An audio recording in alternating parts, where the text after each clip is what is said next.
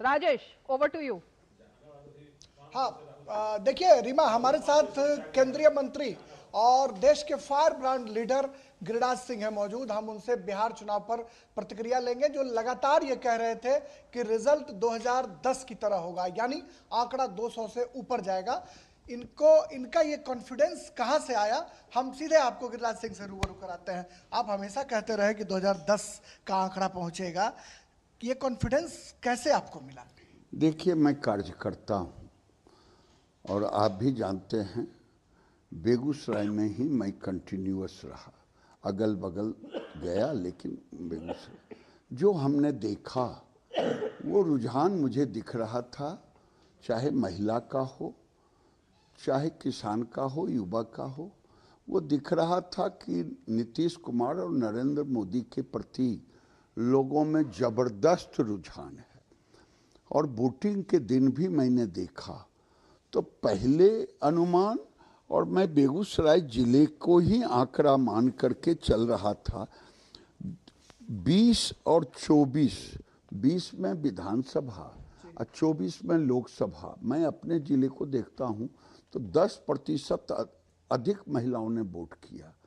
ये 10% landslide victory देने वाला, तो क्या ये केवल बेगूसराय में थोड़े हुआ, समस्तीपुर में भी हुआ, खगड़िया में भी हुआ, बिहार के अन्य को। क्या लगता है कि जीविका दीदी को 10,000 रुपए देने का जो ऐलान किया गया, ये योजना कहीं ना कहीं हिट रही? देखिए, मैं आपसे कहूंगा कि 15 साल लालू जी रहे, लेकिन लालू जी ने महिला सशक्तिकरण का कौन सा काम किया, गरीबों के सशक्तिकरण का कौन सा काम किया? एक भी बता दे उन्होंने काम किया महिला सशक्तिकरण का? अपनी पत्नी का सशक्ति, राबड़ी जी को मुख्यमंत्री बनाया, बेटी को एमपी बनाया, परिवार को बनाया। तो गरीबों को केवल छलने का काम किया।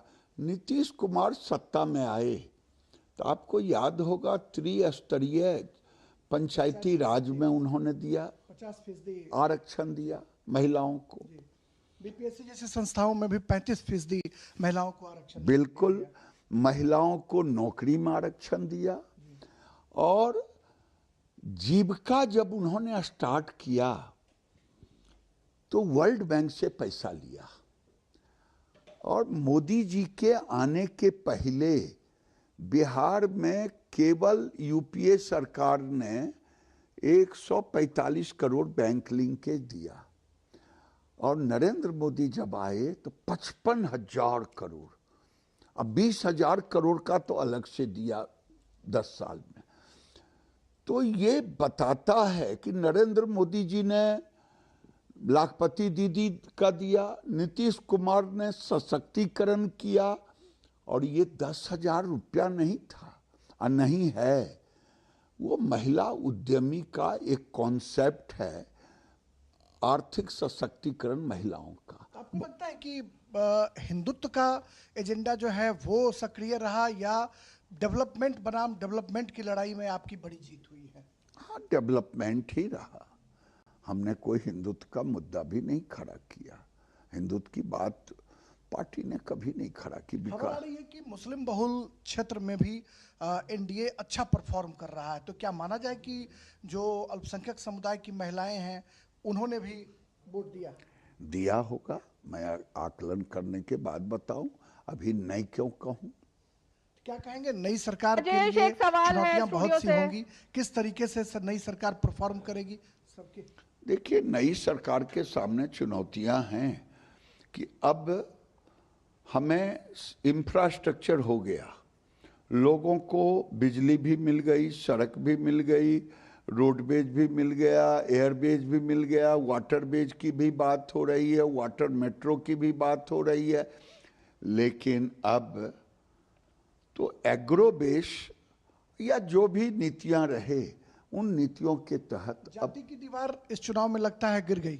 जाति की दीवार नहीं गिरी होती तो मुझे तो लग रहा है तेजस्वी भी 2010 की तरह, राबड़ी जी की तरह वो भी हारे। राजेश राज, एक सवाल है जरा गिरिराज बाबू से, क्योंकि सुनिए क्योंकि बेगूसराय में हम थे और मेरी उनसे मुलाकात भी हुई थी, बात भी हुई थी। बेगूसराय में दो चीजें दिखाई दी। एक तो जो उन्होंने अभी कहा कि महिलाओं के खाते में पैसे गए, मुझे लगता है वहां पर महिलाओं ने जो हमसे बात की, उनका कहना था यही बेगूसराय में 4 बजे के बाद महिलाएं निकल नहीं पाती थी, लेकिन हमने रात के 8 बजे महिलाओं से बीच चौराहे पर बात की और महिलाएं सामने थी। दूसरी चीज, बेगूसराय वो धरती थी जहां पर सबसे पहले वोट चोरियां हुआ करती थी और बूथ के बूथ लूटे जाते थे। अब वो बदला हुआ बेगूसराय है जहां से गिरिराज बाबू आते हैं। ये फैक्टर कितना काम किया है? बिल्कुल, हाँ बिल्कुल बिल्कुल, आपने सही कहा कि बेगूसराय ब्रिज का जो है वो हब बन चला है। और कभी लॉ एंड ऑर्डर का इशू होता था, बेगूसराय को लोग बूथ लूट के लिए जानते थे, जेल ब्रेक के लिए जानते थे। गिरिराज जी से पूछिए सवाल, गिरिराज जी से। 4 बड़े ब्रिज बन गए हैं, ढेर सारी इंडस्ट्री है। हम गिरिराज बाबू से यही पूछते हैं, क्या लगता है कि लॉ एंड ऑर्डर जो है कभी खराब होता था, अब आपका बेगूसराय चमकदार बेगूसराय हो गया है? ये मुद्दा एक रहा। देखिए, विकास हमारा एक बड़ा मुद्दा रहा और विकास पर ही हमने जोर दिया। अब देखिए, 1 घंटा बिजली कटती है, फोन आता है, दादा ट्रांसफर बिजली नहीं है। पहले 2 घंटे 4 घंटे बिजली ही रहती थी। तो ये अंतर है। पहले लोग कहते थे सड़क में गड्ढा है कि गड्ढे में सड़क है। अब यूरोप की तरह हमारे पास सड़कें हैं। तो जब इंफ्रास्ट्रक्चर हो जाता है तब विकास की गति तेजी से बढ़ती है। संक्षेप में प्रशांत किशोर के बारे में क्या कहना चाहेंगे? जितना हाइप, मीडिया हाइप उन्हें मिला, आप गिरिराज सिंह अपने नजरिए से प्रशांत किशोर के परफॉर्मेंस को कैसे आंकते हैं? प्रशांत जी को गलतफहमी हो गई, ठीक है, कि मैं दूसरे को जिताता हूं जी, मैं क्यों नहीं राजेश। जीत। राजनीति एक दिन का नहीं होता। बड़ी अच्छी अच्छी बातें बोल करके, जितनी बातें उन्होंने बोला था, अगर सरकार उनकी होती। जी राजेश, नहीं जल्दी से एक सवाल की, क्योंकि अब सरकार बनती तो दिखाई पड़ रही है राजेश एनडीए की, लेकिन कौतूहल इस बात को लेकर है कि क्या चेहरा नीतीश बाबू ही होने जा रहा है? इसको लेकर अभी कुछ अगर स्पष्टता देना चाहे तो गिरिराज बाबू जरा पूछिए।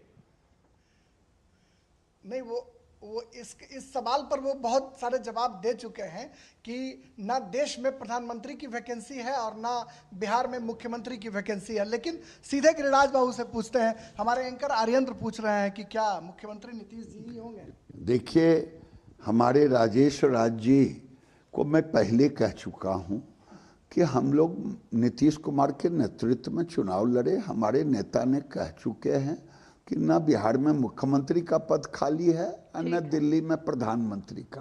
अब इससे ज्यादा मैं क्या कह सकता हूं? अरे सर, प्रधानमंत्री के पद की तो बात ही नहीं हो रही। 29 तक तो वैसे ही कोई वैकेंसी नहीं